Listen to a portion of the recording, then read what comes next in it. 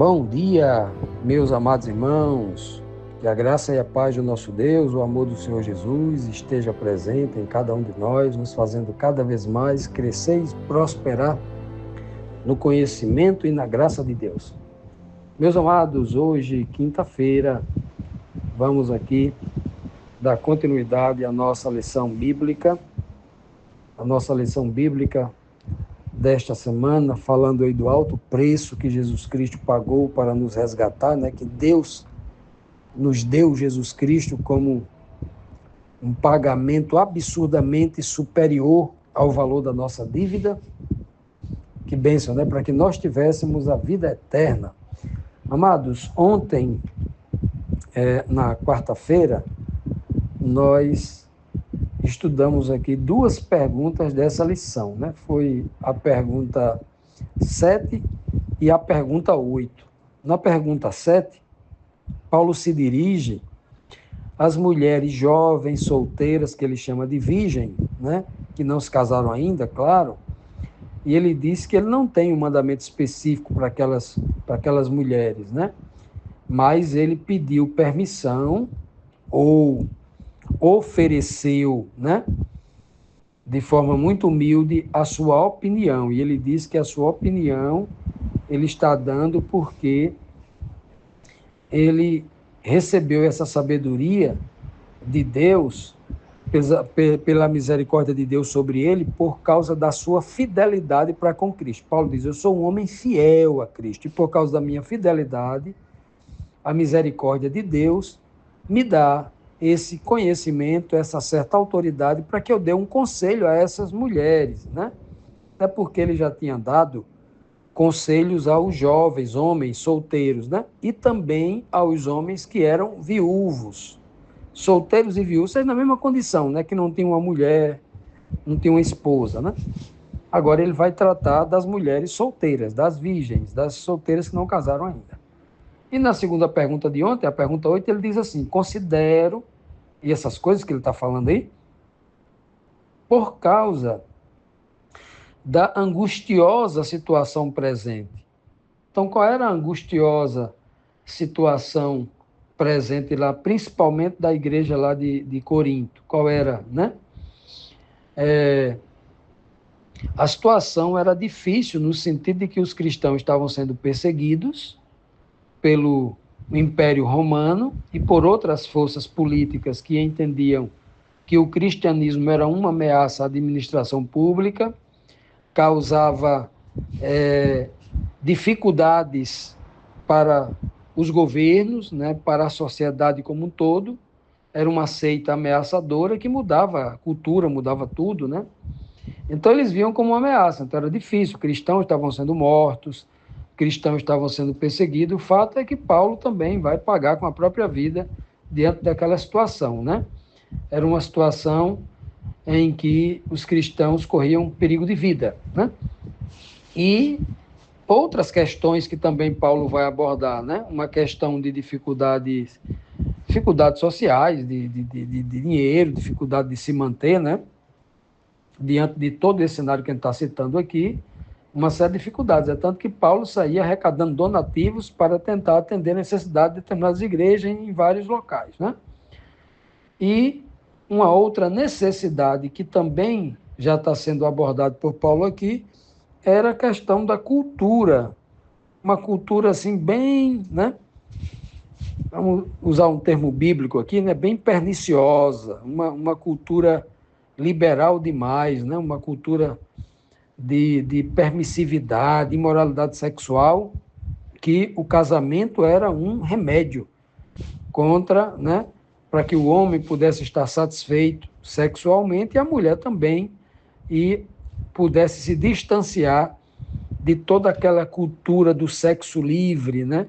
E o sexo livre levava a rituais e a idolatria. Então, Paulo estava aqui trazendo questões, embora falando de casamento e tudo, ele está falando de casamento, de estar solteiro, disso, de separar ou não, ele está tratando de coisas mais profundas, né? E hoje, na quinta-feira, a nona pergunta diz assim, que orientação Paulo dá à igreja sobre a condição de cada um em relação à sua situação o seu estado civil. O que é que ele diz aqui em 1 Coríntios 7, 27? Ele diz assim, ó, está casado? Não procure se separar. Está livre de mulher? Você está solteiro? Ou está viúvo? Não procure casamento. Então, Paulo está dizendo, nós vivemos numa situação de tanta dificuldade, de perseguição, que aquele que está casado, não se separe, continue como está, resista, persista nessa situação. Tente, não mude drasticamente a sua condição social para não afetar também a sua situação espiritual. É o que ele está dizendo, né? E se você está solteiro hoje, ou porque nunca casou, ou porque está viúvo, ou porque está divorciado, ou porque está...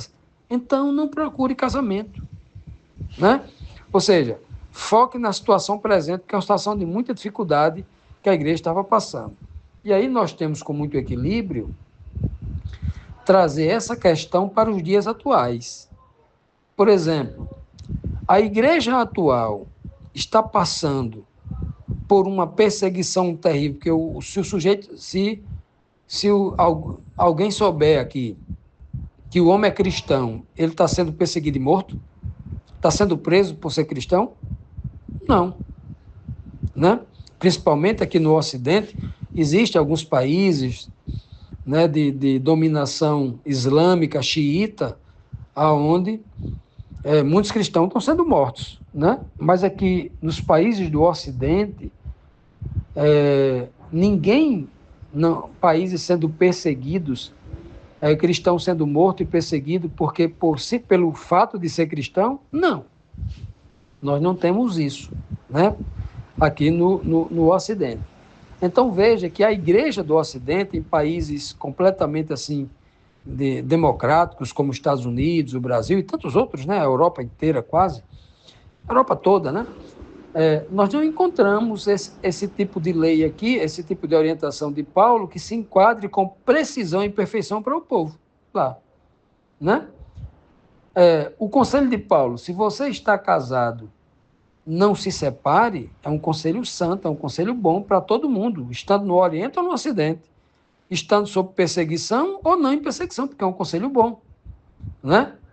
Agora, Paulo está dizendo assim, você está na Europa, vivendo num país de paz, no Brasil, nos Estados Unidos, vivendo num país de paz, liberdade de ir e vir, fazer o que você bem entender, o seu casamento está fracassado, sua esposa está querendo lhe matar, você não suporta mais, vão acabar fazendo uma bobagem um com o outro, né? Estão se ferindo, a fé está diminuindo no coração, vocês estão para baixo porque vocês chegaram no nível de agressão um com o outro que não tem mais jeito. Paulo ia dar esse conselho para esse casal? Claro que não, não serve esse conselho para esse casal. Não serve. E aqui entra o bom senso do homem espiritual. Então veja que o homem espiritual vai analisar um verso como esse e vai considerar, né, cada caso, né, já que o próprio Paulo diz aqui, olha, não foi o Senhor que mandou esse mandamento, não, eu falo pela minha experiência.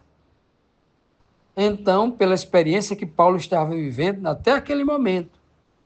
Os dias que nós vivemos hoje, por exemplo, quando Paulo diz assim, você está casado, se nós vivemos num mundo de prostituição, se você mora num bairro, numa cidade, onde a prostituição, os homens estão, todo mundo é liberal, se quer ter relação sexual é qualquer hora, a qualquer momento, com qualquer um, então se case logo. Então, está casado, separe não.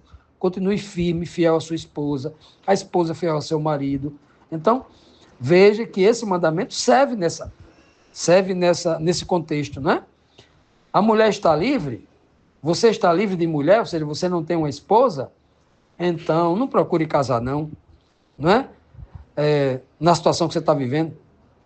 Agora, se você é saudável, é jovem, vive abrasado, tem necessidade sexual e vive numa cidade que é muito prostituída, case-se logo. Seria o conselho que Paulo daria. Continuando aqui, meus amados irmãos, vamos para a próxima pergunta, a 10ª, que diz assim, o que Paulo quis dizer ao se referir que quem casar não peca? Que sofrimento terão na carne ao se casarem, de acordo com Paulo? 1 Coríntios 7, 28 diz, mas se te casares, com isto não pecas. E também, se a virgem se casar, por isso não peca. Ainda assim, tais pessoas sofrerão angústia na carne, e eu quis poupar-vos, né? Estou querendo poupar vocês disso. Então, Paulo está dizendo aqui que naquela época, se casar era pecado, e ele estava dizendo que estava liberando o povo para casar, porque ele tinha autoridade, que se casar sobre a ordem dele, o povo não estava pecando? Claro que não. Paulo está dizendo que o remédio para que o povo se livrasse da prostituição de Corinto, da influência grega, liberal, da prostituição ali da cidade. Paulo está dizendo que a pessoa se casando teria a garantia de que ele não ia pecar, que ele agora casado não ia adulterar, não ia fornicar? Também não. O que Paulo está querendo dizer com isso? Paulo está dizendo assim, olha, eu não estou dando um mandamento para você, tem que ficar solteiro. Paulo está dizendo isso. Eu estou dizendo a vocês, se vocês se casarem, vocês não estão pecando, porque eu não estou dando mandamento que é obrigado vocês ficarem solteiros como eu. É o que ele está dizendo aqui. Né? E ele também diz assim, ó, se a vez de se casar, também ela não está pecando. Porque não é pecado casar-se. O que Paulo está dizendo aqui é que a primeira orientação que ele deu, diante de todo o cenário de dificuldades que a igreja estava passando, né? Dificuldade política, dificuldade econômica, dificuldade cultural, dificuldade religiosa, era todo tipo de dificuldade que a igreja enfrentava, né? Além da dificuldade espiritual que cada um passa, que são as suas provações, né? Que são as dificuldades que as pessoas têm para manter uma relação espiritual, íntima com Deus, né? Cada um tem, né? Além de tudo isso.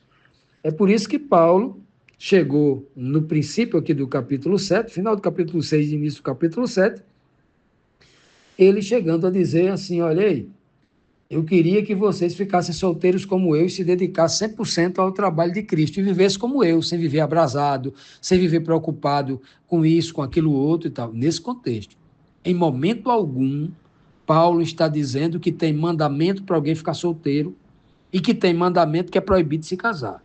Então, nesse verso aqui, ele está concluindo isso, né? Ele deixando bem claro para que ninguém lá na frente crie uma doutrina do celibato, que é obrigado, né, ficar solteiro. Que alguém lá na frente chegue à dedução, eita, deve ter algum pecado relacionado à relação sexual.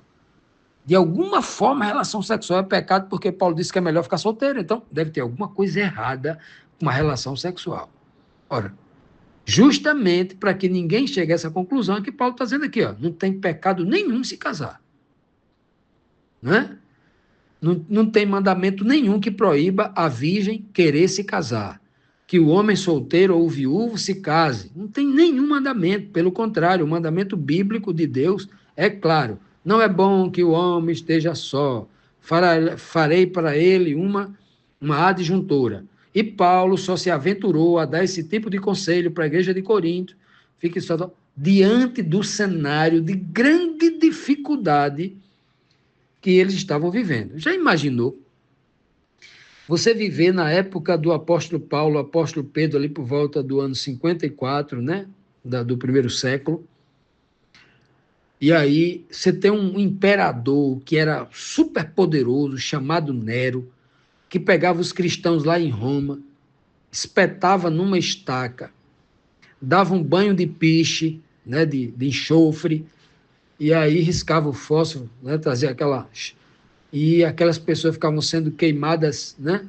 Queimadas ali, inicialmente queimada viva, ficava queimando os corpos vivos, os corpos mortos ali sendo queimados a noite inteira como uma tocha, como uma lamparina para iluminar as ruas de Roma. Você já imaginou a situação como era difícil? Que valor tinha a vida de um cristão, de uma mulher cristã naquela época?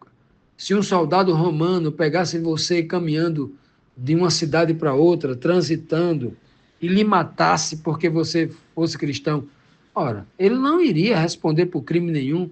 Provavelmente ele ganharia um prêmio, né? Um prêmio do Estado. Pois olha, matei tantos cristãos ali que eu encontrei ali, estavam indo pregar as doutrinas de anarquia dele em tal cidade. Inventasse uma conversa, ele seria talvez até recompensado diante da grande dificuldade que a igreja vivia naquela época. E é por isso que Paulo está dando esse conselho aqui. E repito, não é apenas por causa da perseguição política religiosa, mas a preocupação está aqui no contexto da mensagem de Paulo.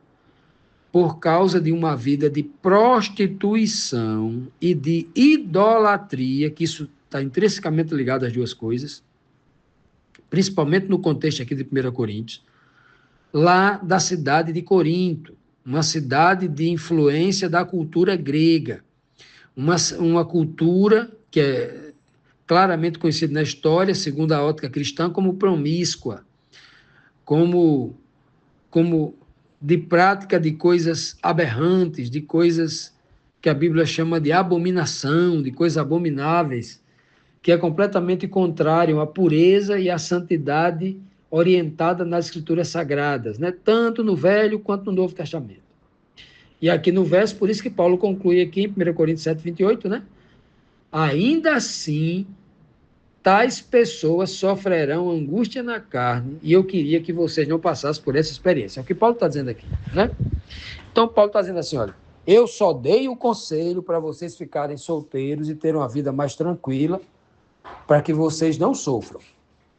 Poupar de um sofrimento que é muito difícil hoje. Aí imagine numa época de escassez, que você não tinha propriedade para plantar, para colher, ia casar e ter um menino. Já imaginou a dificuldade? Olha, você passar fome sozinho é uma coisa. Agora você viver preocupado, porque a sua esposa está em casa passando fome e tem um bebê para amamentar, ela precisa se alimentar, numa época de grande dificuldade. Paulo está dizendo que nessas condições é melhor ficar solteiro. Então veja bem, ou, né? No texto anterior. Por isso que Paulo está dizendo, eu não estou dizendo que é pecado casar, vocês podem casar. Eu só dei a minha opinião de que para servir a Cristo, para viver num momento de grande dificuldade, não estou dizendo que daqui a 30, 40 anos, se você estiver vivo, você não pode casar, não.